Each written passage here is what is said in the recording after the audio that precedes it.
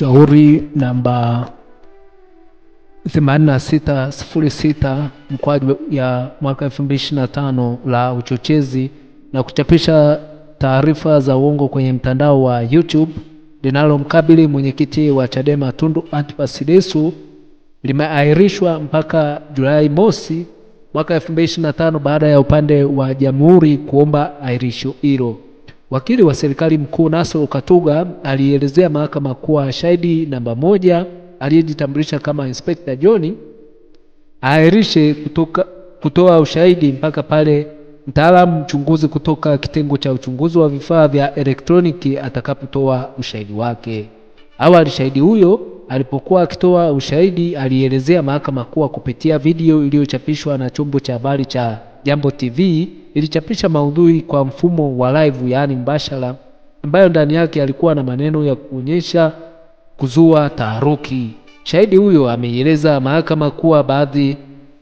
baada ya kusikia maneno hayo alitoa taarifa kwa kiongozi wake, na ambapo aliamriwa kwenda kwa kaimu kamanda wa kanda maalum aitwaye MCSP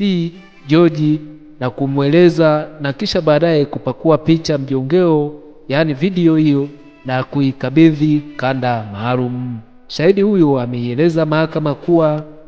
baadhi ya taarifa zenye viashiria vya uchochezi na kuzua taharuki ambazo zilizungumzwa na Lissu siku hiyo zilichapishwa katika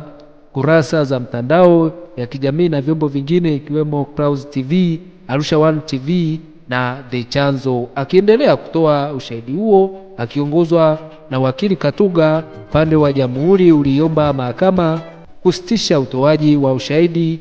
wa shahidi wa kwanza mpaka pale shahidi wa pili, yaani mtaalamu mchunguzi kutoka kitengo cha uchunguzi wa vifaa vya elektroniki atakapokuja na kutoa ushahidi kupitia kielelezo ambacho kina picha zikimwonyesha Lissu akitenda makosa aliyoshtakiwa nayo.